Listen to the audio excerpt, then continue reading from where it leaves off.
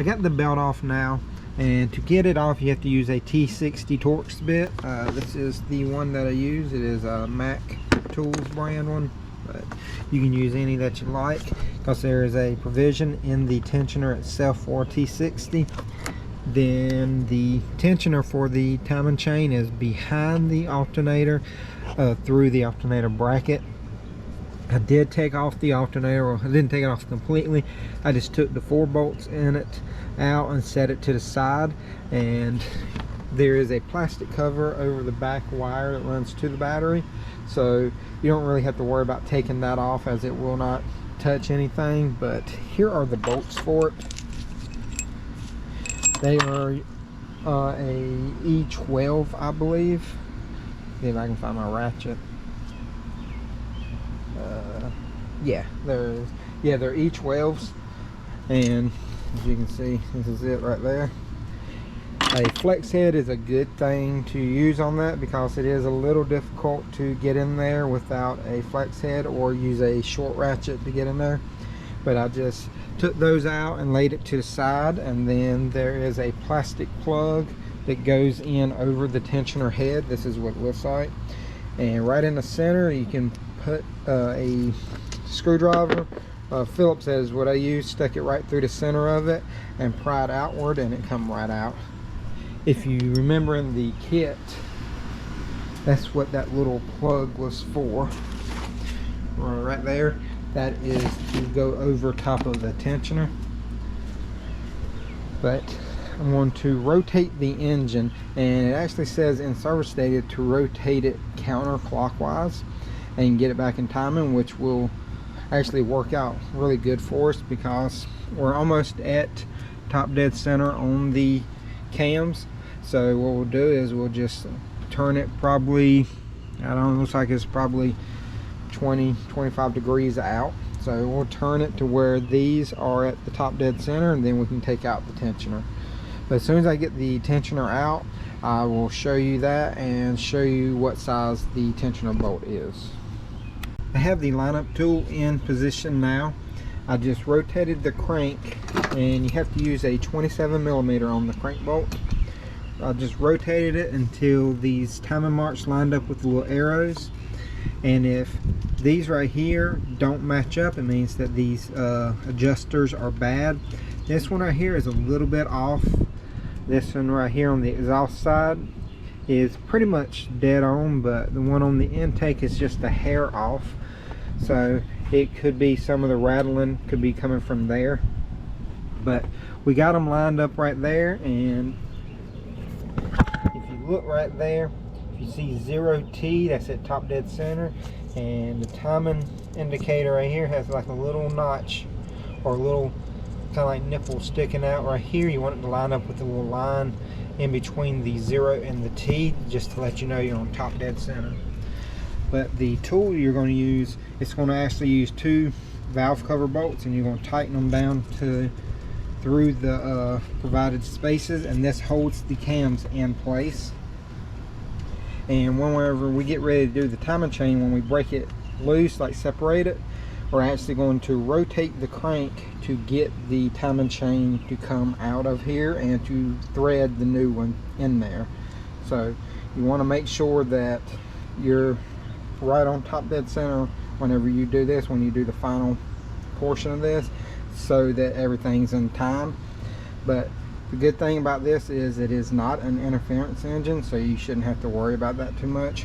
Also, these little plastic pieces right here on the side, kind of like little guides and like oil deflector. You can remove those for the time being and just set them somewhere. Like I'm gonna set them on my tray.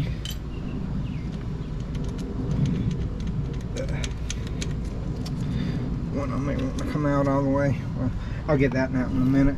But yeah, you can remove those just so you don't mess them up. And here is the tensioner. It is a 19mm, and I removed that already. And as you can see, chain is loose now, but I'm going to clamp onto the chain with like probably a pair of like needle nose vice grips, so that I don't drop it down into the engine. But now what we're going to do is we're going to actually start removing the bolts on these actuators. And to do that, you're gonna have to have a special socket. I got it over here somewhere. Hold on. Here it is, right here. This is the CTA 7840 one. See, it's got a hole in it, and it'll go in and around, and you can fit it to take these off. Depending on which or 1.8 you have, these torque to do two different measurements. One is I think 130 Newton meters, and one is 90. You got to see which 1.8 you have to see which one you need to torque it to. But we're gonna have to use, I think it's a 32 millimeter that goes around the back of that when we get ready to take those off. But I'm gonna go ahead and clamp onto it and try to go ahead and take these actuator gears off. Here are the cam gears right here. This is the intake, that is the exhaust. Here are your bolts slash pretty much actuators. I put them on the side with the actual cam gear that it come out with. So this is the intake bolt, that is the exhaust. And also, if you look on the gears, you can see it says intake and exhaust on there. And it didn't take a whole lot of force to get them off. The actual cam gear holding tool actually let it come off, so I'm guessing this one is the 90 Newton meter engine. Like I said, I'm going to look that up first just to be sure, but that is what they look like off of the car. I already broke the chain with the chain brake tool. As you can see, I got it zip tied up. I did see that in somebody else's video to do that, which is a really good idea. And this is the tool that I used, and it pushed it out extremely easy, and I'm actually grateful for that. But it didn't take much pressure at all to push out that. And if you can see, these right here, they are staked down, so you do have to get past that portion of doing it. But the way we're going to do this is we're actually going to attach the new chain to the old one, rotate the engine over, and pull it through. I don't know if you can see down in there, but there's the cam gear down in there. And we're actually going to use the cam gear, the crank gear, to rotate it in and around and get it back up on top so that we can install it, the master link and everything, back to where it's supposed to be. As you can see, I do have my gears back on, and I got the new chain in. I don't have the tensioner in yet, but I thought that I had my camera on whenever I was recording everything of how I was going to put the chain in and putting the gears on, but I forgot to hit record, so that's my fault. But the way I did that was I attached the new chain to the old one, and then I just rotated the engine over with a 1/2 inch ratchet with the right socket on here. And I did have to use an extension just to get away from some of the lines. And then while I had somebody hold one end of the chain, I just rotated it clockwise until the chain came through and out the other side. And then all I did was use a tool like this. This is the tool you'll need. Use this tool along with, let me find it, this piece right here. As you can see, that right there stakes the other end of the chain so it doesn't come out. And I did put a pretty good bit of pressure on it, and I'll see if I can get you in here. So if you see that, I staked those right there. Those are the pins that I had to stake, and I did it to both sides of the chain to make sure that it would not come out. But like I said, it is a little loose right now, but that is just to get the gears, I'm tongue-tied at the moment, just to get the gears in. And if you look down in here, it's got some play in it right there. Down inside, it's got a little bit of play in it, but that's because we don't have the tensioner in yet. Here's the new tensioner right here. We're going to go ahead and stick that in. And I did torque these right here down to 130 Newton meters. This is the 130 Newton meter engine. I'm trying to thread it in with my fingers because the tensioner is recessed into the engine, and remember it is a 19 millimeter. But let me grab a socket and get that torque spec to the tensioner, and then I'll be right back. Alright, so I got the tensioner in right now. I screwed it in by hand, and I just tightened it up a little bit with a ratchet just to get it in there. The torque spec calls for 40 Newton meters, and it is kind of a tight area to get into, so I don't think I'll be able to show it to you, but I don't know how well you can see that, but I got it on 40 Newton meters, which is roughly about 29.5 foot-pounds. So I'm going to go ahead and torque this down real quick, remove the cam holding tool and rotate it over about 15 degrees just so the timing tensioner will actuate, and then we can rotate it over about 2 or 3 times to make sure that everything is lined up perfectly. Okay, so I've rotated it over 3 times, full revolutions that is, so roughly 6 times completely. And as you can see, the marks line up right there, there, and we are at top dead center on the crank as well. So here's these little pins right here. I can figure out which way they go. Like I said, all they do is just stick back down in there, and I did leave them on their corresponding side. I can get it to go in right. Well, come on, get it in there. There it goes. All right. Yeah, it's got like a little notch down in there that it sits in. I just thought I had it upside down, but I didn't. But so we got the new guide right here. We got the new chain in, new tensioner, new gears.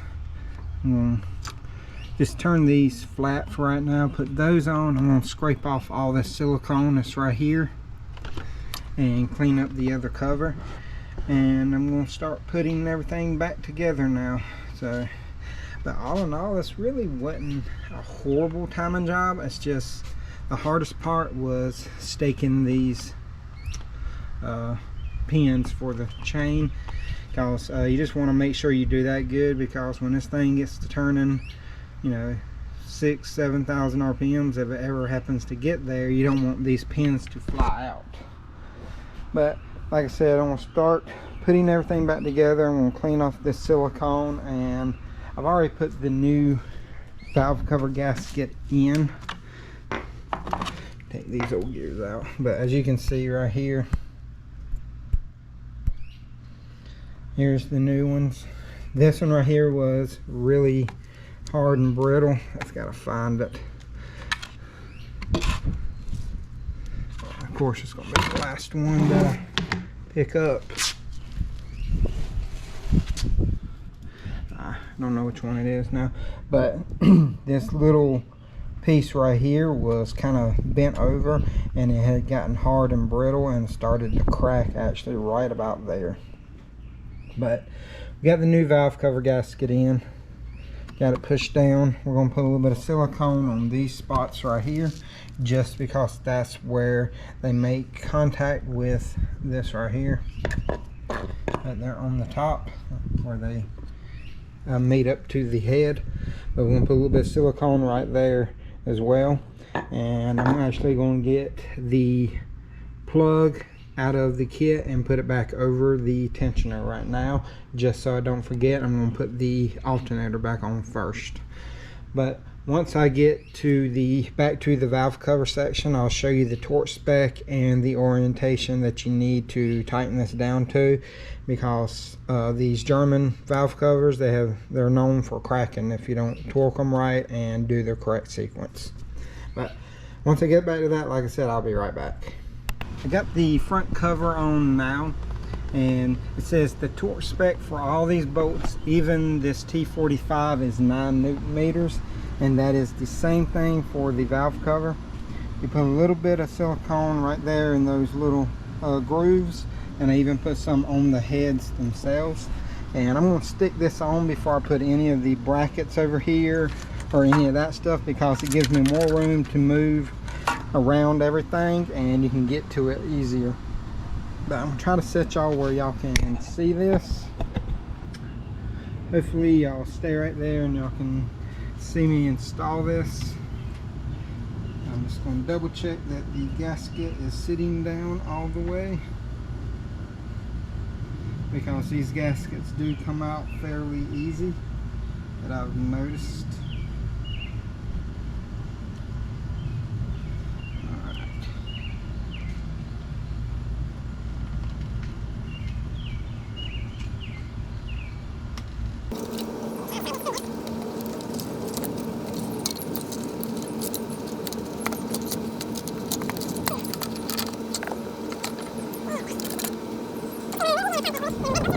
So the way I'm going to do this is start in the center. Not putting a lot of torque on these.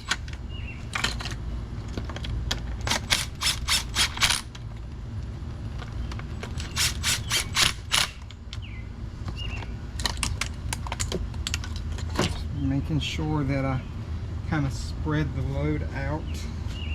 So 9 Newton meters only really comes to about 7 foot-pounds. You can barely even hear it clicking.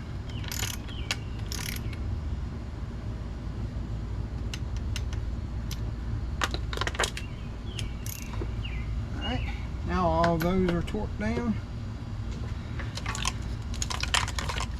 Next thing I'm going to do is go ahead and install the new cam sensor.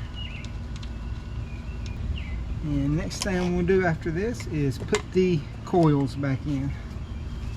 Also, one other thing, please torque these down as well, because these are part of the valve cover gasket assembly as well, and they torque to 9 Newton meters also.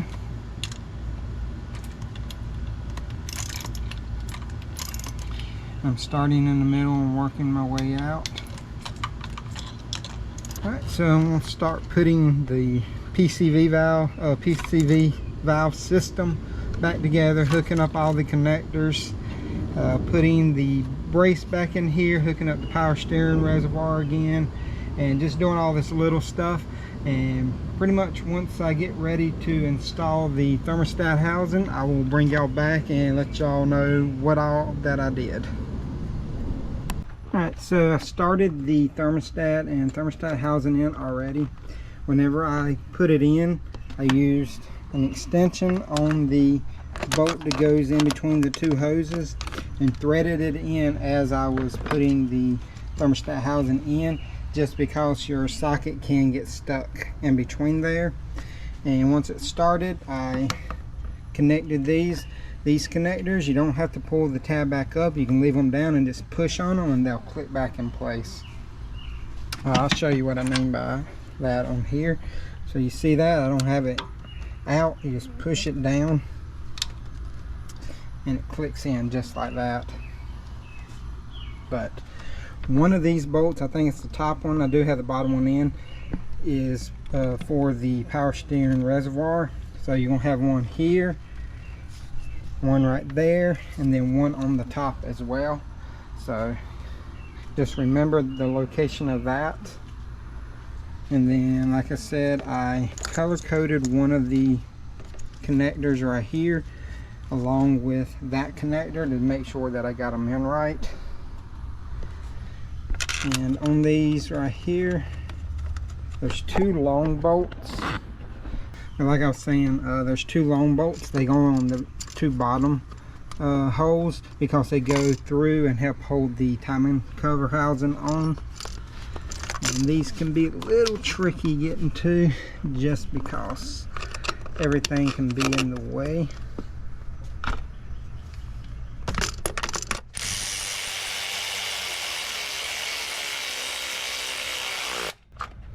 I'm not putting much torque at all on these because I'm going to go back and retorque them. These do torque to 9 Newton meters, just like the rest of the bolts for the timing cover.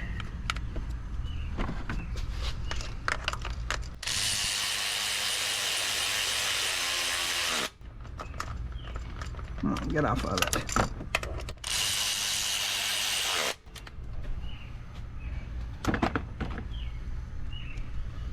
I know the camera is a little shaky. I'm trying to hold it with one hand while filming it with the other.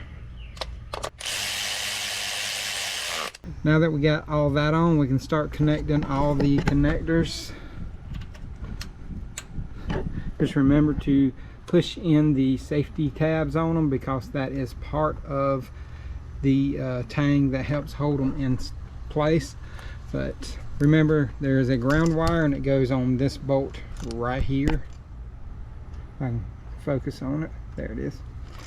But like I said, I'm going to go ahead and start putting all the connectors and stuff back on here and hooking up all these evap lines. And once I get it pretty much finished, I'll come back and show you and just let you know where all the connectors go.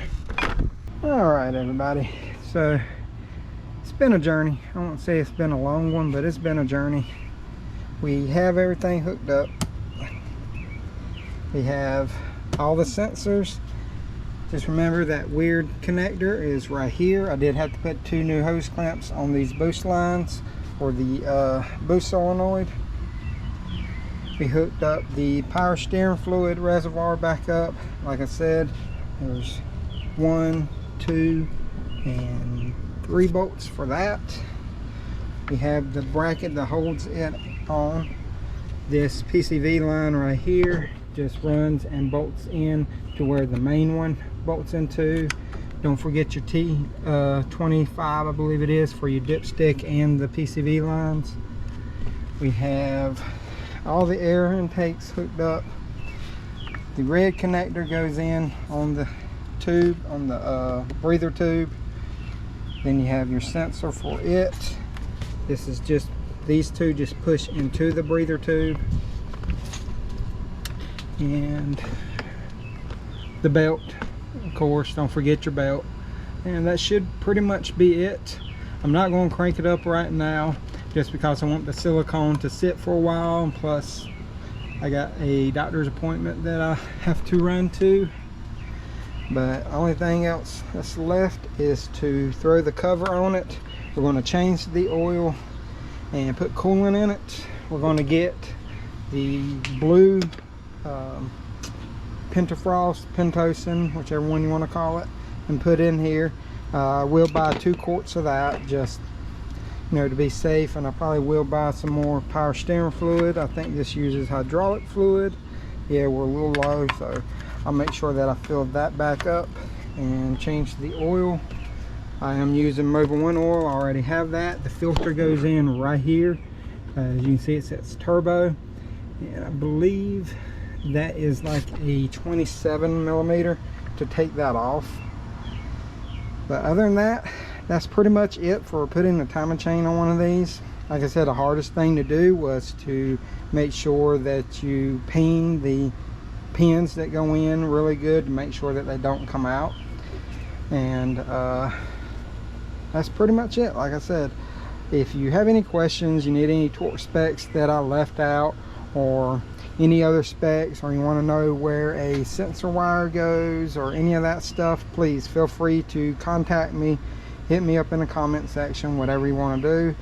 And if you enjoyed the video, please like, subscribe, hit that notification bell, because it does help out the channel. And right now I'm sitting at about 515 subscribers. I just want to say thank you to everybody who does subscribe. I really appreciate it. and hopefully we'll get to the 1,000 mark soon, and once we do that, we'll be giving away that pry bar. But like I said, y'all enjoyed the video, hit all the buttons, and until next time, y'all have a great day.